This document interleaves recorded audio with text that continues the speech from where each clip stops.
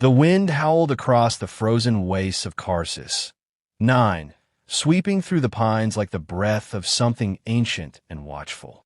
Snow fell in relentless sheets, burying the world in silence.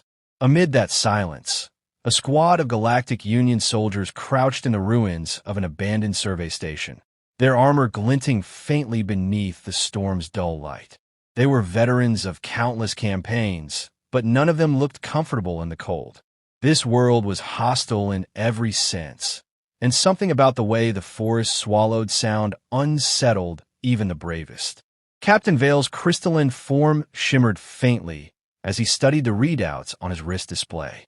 Each movement of his transparent fingers refracted the light in prismatic streaks, betraying the agitation he tried to conceal. "Movement in the valley," he said at last, his voice soft but resonant. "Pattern fits Threx scouts 6, maybe 7 units. They're testing our perimeter." The others muttered among themselves. Tvor, the reptilian marksman, clicked his claws against his rifle. "Scouts first, swarm second. They'll hit us before nightfall. Then we hold," Vale replied, though his tone lacked conviction. The squad had seen what the Threx could do. Armored creatures bred for war, impervious to most energy weapons, their strength and speed matched only by their hunger. Against such predators, holding a defensive line felt like pretending bravery was enough. The door hissed open behind them, and the wind carried in a human. Sergeant Marcus Hale stepped through the threshold, snow crusted along the seams of his jacket. He was a tall figure, broad-shouldered, his face hidden beneath a frost-flecked visor. The others turned to look, and for a long moment, the only sound was the storm. Then someone laughed. Tvor pointed at the weapon slung across Hale's back, a massive, steel-bodied rifle with a long barrel perforated by cooling holes. A thick ammunition belt hung from its side, each round the size of a small child's fist. "What is that thing?" Tvor sneered. "A museum piece?" Hale unslung the rifle with deliberate care, resting it against the table. "Anti-tank rifle," he said. His voice carried a rough, steady weight. "Old Earth design, rebuilt for field use." The laughter grew louder. Kieran, the feathered communications officer, leaned forward with a smile that showed her serrated teeth. "You brought a chemical weapon? Do you plan to scare them with a noise?" Hale ignored the taunts. He sat down, pulled a rag from his pocket, and began cleaning the weapon's barrel with patient precision. The scent of oil cut through the sterile air. "The Threx armor disperses heat," he said calmly. "Energy weapons can't melt what absorbs the beam. But you hit them with enough kinetic force, and the armor shatters like glass." Vale tilted his head, crystalline eyes catching the light. "That weapon fires solid projectiles. It's obsolete technology." "Obsolete doesn't mean useless," Hale replied. "Just means it hasn't been tried in a while." The captain studied him in silence.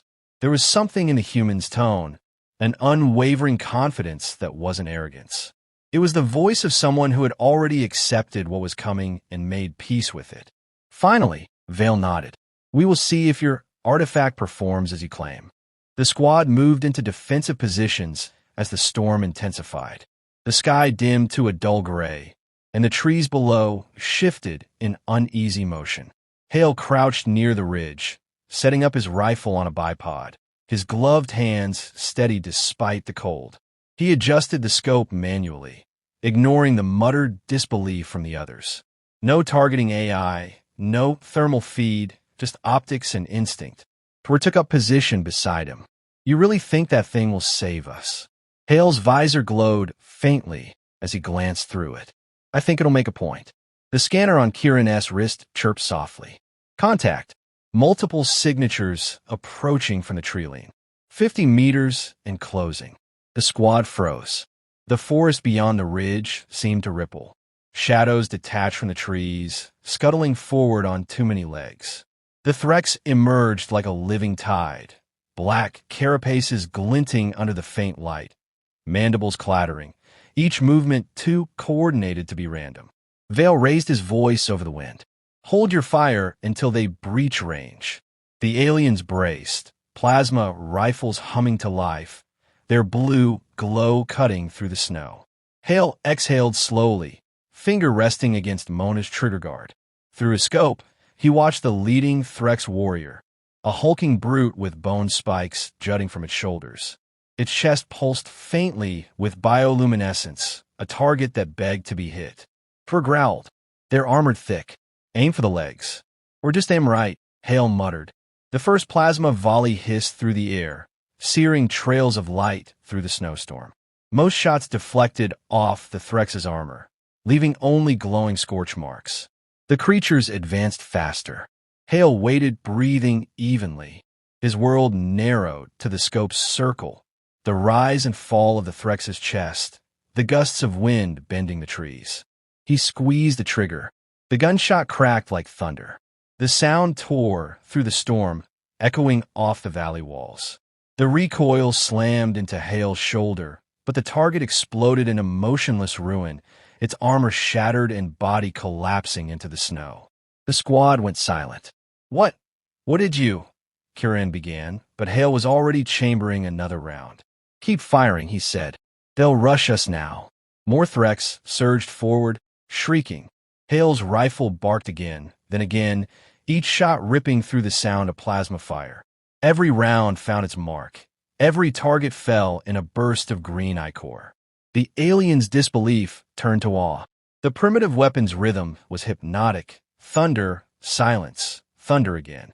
When the final echo faded, the snowfield below was littered with motionless bodies. Steam rose from ruptured shells. Hale pulled back from the scope, his breath fogging in the cold. Vale stepped forward slowly. That weapon should not be capable of this. Hale looked at the captain through his frost-covered visor. "Should's a funny word out here." The storm howled once more, and the faint hum of movement echoed from deeper in the woods. More shadows stirred. Hale began reloading, the metallic sound sharp against the wind. "Round one's over," he said quietly. "They'll be smarter next time." The squad exchanged glances. The laughter was gone now, replaced by something heavier, respect, and a touch of fear. Threx' voice came low. "Humans brought a monster." Hale didn't look up. "No," he said, sliding another round into place. "Humans built one." The wind carried his words into the darkening forest, where something vast was still moving. The valley was silent for less than a minute before the Threx adapted. Hale knew at the moment the snow shifted in unnatural ripples. The swarm had gone underground, tunneling beneath the ice to flank their position.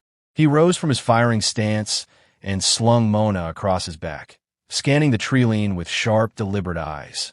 The others looked to him instinctively now, no longer with mockery, but with wary expectation.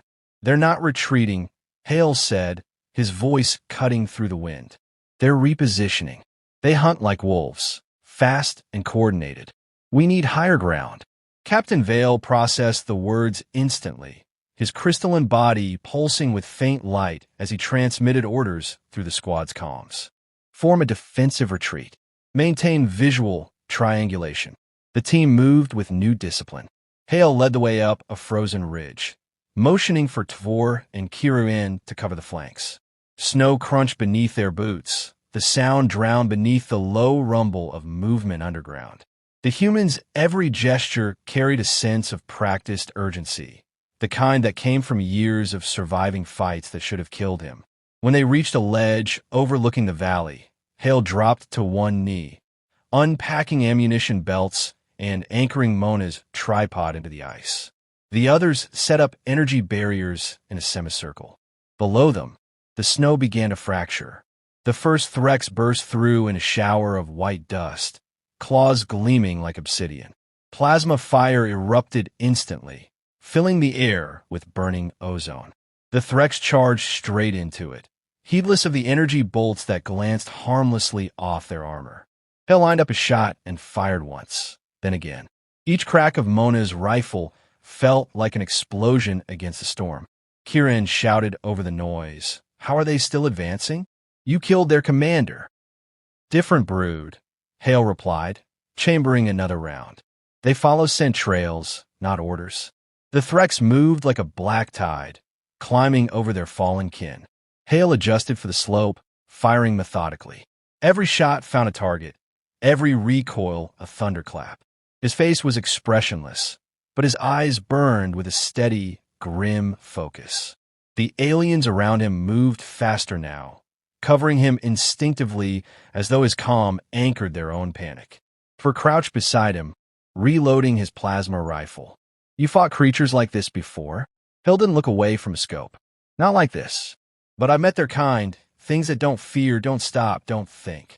You learn to aim for what keeps them moving. He fired again.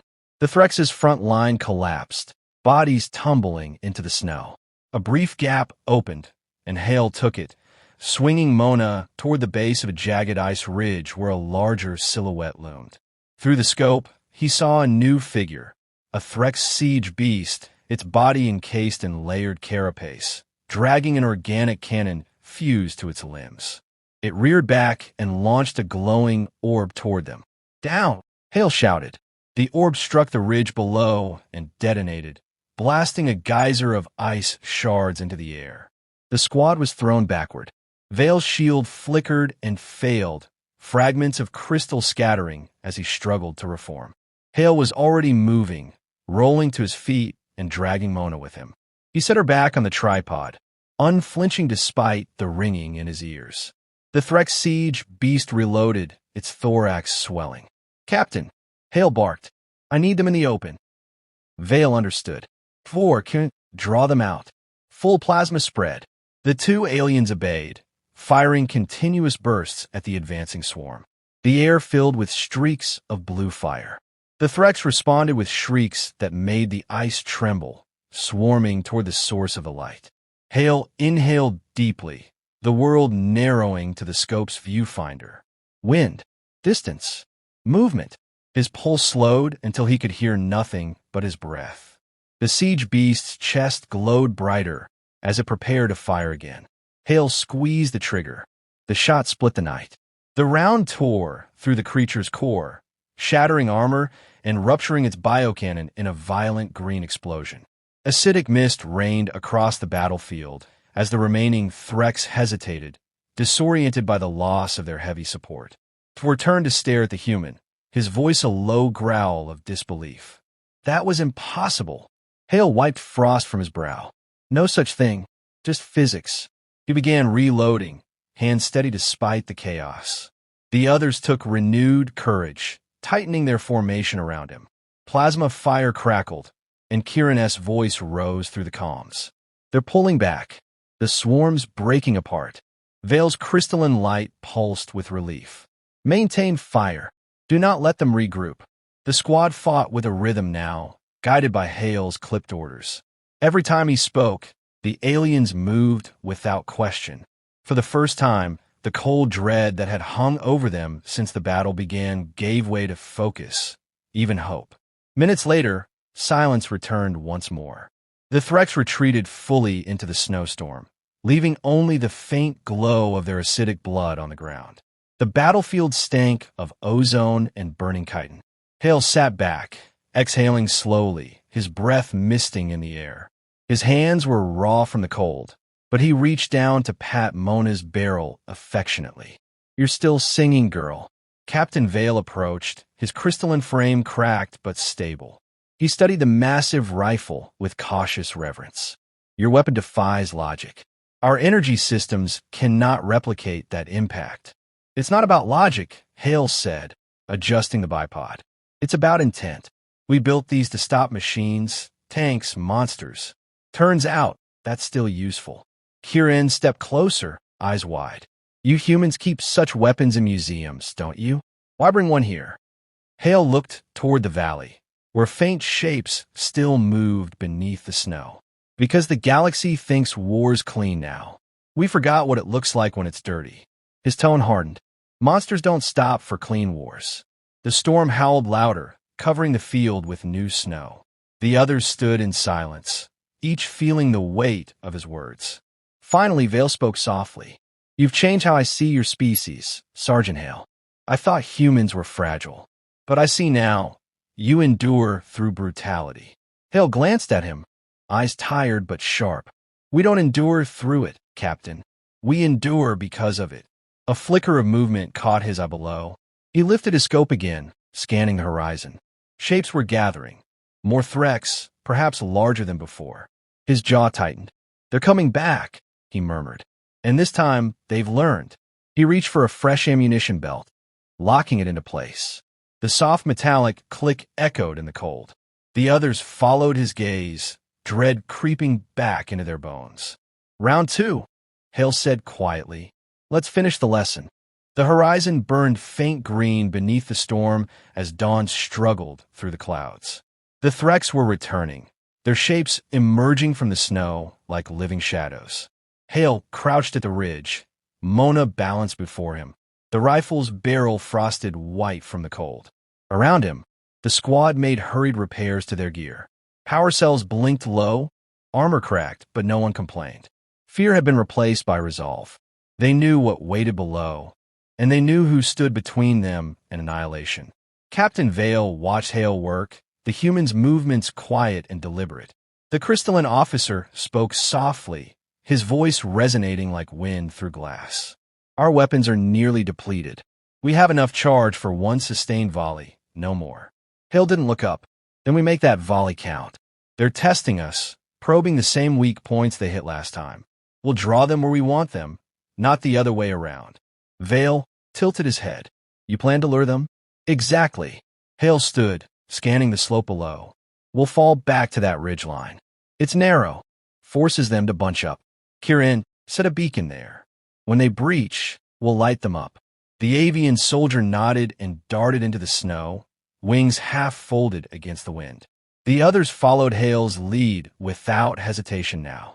The man who'd once been the squad's curiosity had become its anchor. His confidence was not bravado. It was born from experience carved into his bones. Minutes later, the first Threx wave hit. They surged forward, more coordinated, their armor gleaming with a new layer of reflective plating scavenged from fallen kin.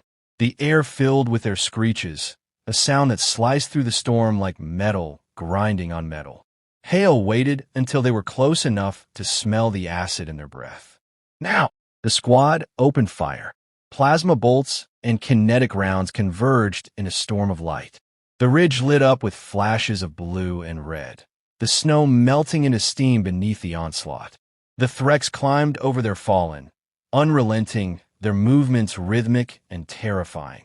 Hale fired methodically, each shot breaking the charge, slowing the tide, forcing hesitation into a creature that shouldn't have known fear.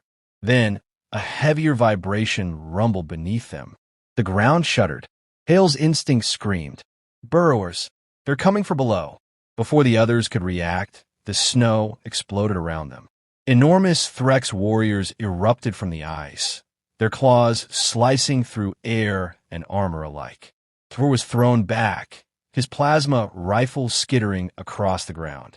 Kirin shrieked, narrowly avoiding a strike as Hale swung Mona around, firing point-blank. The recoil slammed into his shoulder, but the shot blew a hole clean through the creature's torso. Vale's crystalline body fractured as he shielded Kirin from a collapsing ridge. The captain fell hard, his limbs dimming. Hale dropped beside him, pressing a gloved hand against the glowing fracture lines. "Stay with me, Captain. We're not done yet." Vale's voice flickered. "Sergeant, your people are madness." "Maybe," Hale muttered, rising again, "but it's the kind that wins." He turned, eyes narrowing on the largest Threx emerging from the smoke. A new leader, taller, plated in black and silver, carrying the faint bioluminescent scars of old wounds. The creature raised its claws and shrieked, the sound vibrating through the ice. Every surviving soldier froze. Hale's breath fogged in the air as he steadied Mona on the ridge. He whispered to himself, "One last song, girl." He sighted the creature through the scope. The wind screamed, dragging snow across the glass. The Threx advanced, its armored hide glinting. Hale adjusted for wind drift, exhaled, and fired. The shot hit dead center, but this time the round ricocheted. The armor held. The monster roared and charged. "Fall back," Vale shouted, struggling to his feet. Hale didn't move. He racked another round, chambering it manually. "No, I've got it." He shifted his aim slightly lower, remembering every battlefield, every monstrous thing he'd fought before. He waited until the creature was almost on him, close enough that its heat warped the air. Then he fired again. The round punched through the creature's leg joint, shattering the limb. It crashed forward, howling in fury. Hale fired twice more, each shot deliberate, unflinching, until the final bullet tore through its head. The battlefield fell silent. Steam rose from the fallen giant's corpse. The remaining Threx hesitated, their unity broken, their instinct faltering. Then they fled, disappearing into the white horizon. Hale lowered his rifle. His arms trembled from exhaustion, but his expression didn't change. Around him, the squad stood slowly, stunned by the quiet. The storm had softened, its rage spent. Kieran approached first, her voice hushed. "It's over. For now," Hale said. "They'll come again. They always do." Vale limped to his side, crystalline surface flickering faintly. "Your weapon," he said quietly. "It shouldn't exist. It's too crude, too savage." And yet, he paused, searching for words. "It saved us all." Hale looked down at Mona, steam curling from the barrel. "Tools don't save people, Captain. People do. We just find ways to make our survival louder." Tor let out a low, weary laugh. Loud is one word for it. The squad began collecting what they could, their silence no longer heavy with fear, but with awe. Hale stood apart, watching the valley below where the snow was stained green and black. He thought of the other worlds out there, civilizations that saw humans as primitives, relics of a violent past. Let them think that, he mused. Maybe they were right. Vale approached again, his tone gentler now. "Sergeant Hale, the Union will want a full report. They'll study your rifle, your methods. They'll try to understand." "Let them try," Hale said, slinging Mona over his shoulder. "Understanding isn't the same as surviving." They walked together back toward the battered outpost, the sun bleeding pale light over the horizon. The storm had finally begun to die, but the silence it left behind carried its own kind of weight. As they reached the base, Kieran turned to look back at the ridge. "You know what they'll call that weapon now, don't you?" Hale gave a small, humorless smile. "Doesn't matter what they call it." "It does," she insisted. "They'll call it the monster." He paused, considering that, then nodded. "Fitting enough." He turned toward the sky, watching the distant glow of departing Threx ships fade into the atmosphere. The wind had grown gentler, brushing against his face like a warning yet to come. He could feel it. This war wasn't over, just paused. Somewhere out there, the next monster was waiting to be made. "Let them come," he murmured. "We've got more thunder left."